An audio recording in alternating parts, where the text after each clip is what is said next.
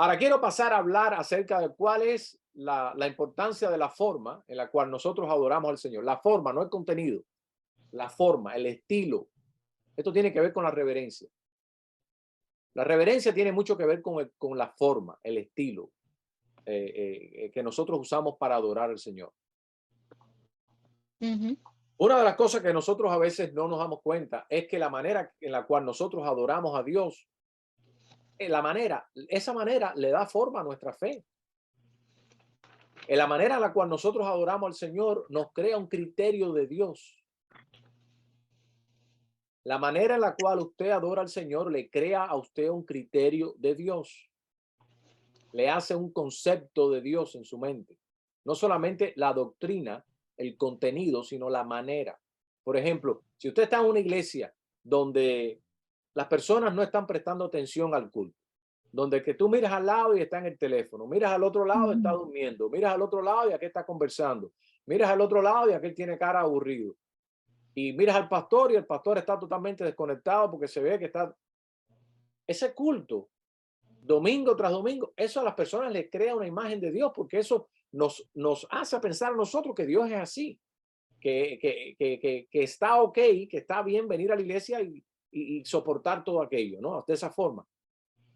Pero si usted va a una iglesia y usted se encuentra a la gente con entusiasmo, se encuentra a la gente prestando atención, la gente con reverencia, la gente con interés, la gente realmente quebrantada, buscando de Dios en el culto, esto a usted le crea una imagen de Dios muy diferente. A veces no nos prestamos atención a estas cosas porque vemos que son detalles, pero no.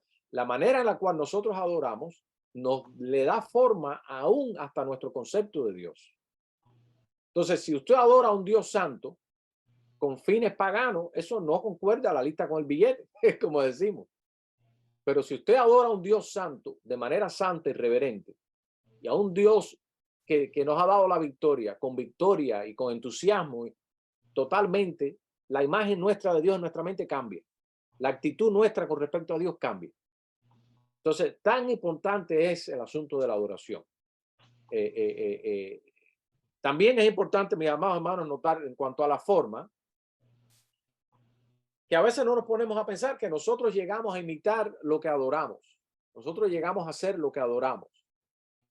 Por ejemplo, si tú tienes un respeto muy grande por tu papá y él es tu rol, él es tu figura, cuando tú seas varón, tú vas a querer imitar rasgos de tu papá o de tu mamá o de un hermano o de un líder.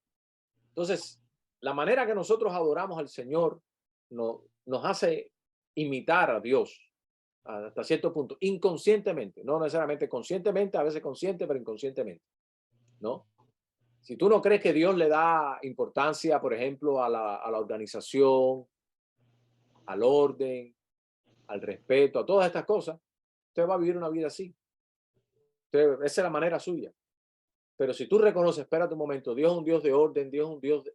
No, ok, entonces la cosa es diferente. Entonces nosotros Ujú. llegamos a hacer o nosotros llegamos a imitar lo que adoramos. Lo llegamos a imitar.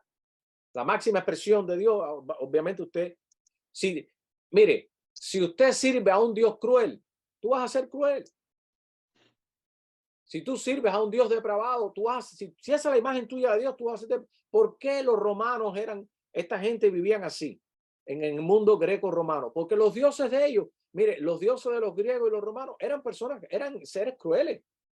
Se mentían unos a otros, los dioses, se hacían venganza unos a otros, se hacían horrores los dioses, esos dioses. Entonces, alguien por ahí, creo que fue un poeta que dijo que la civilización grecorromana no era nada más que una sombra del panteón de los dioses de ellos. Crueles, así, traviesos, traicioneros, depravados, porque el panteón de los dioses, eso, eran así, de la cultura greco-romana. Entonces, uno llega a imitar y uno llega a hacer a lo que uno adora. Es importante tomar esto en cuenta también.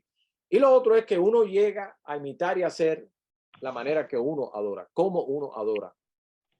Si a ti en la iglesia se te enseña que está ok que tú estés en el teléfono mientras que estás adorando al Señor, o que estés en otra cosa, tu vida espiritual va a estar de la misma manera, del mismo calibre, desorganizada, sin importancia, sin enfoque. No le da importancia. Que si no le das importancia a Dios cuando estás en la iglesia, ¿qué se lo vas a dar cuando tú estás solo en tu vida privada? ¿Ve? Entonces, todo esto son preguntas que yo sé que son preguntas duras, pero bueno, hermano, es cierto, el Espíritu Santo a veces nos hace las preguntas difíciles también.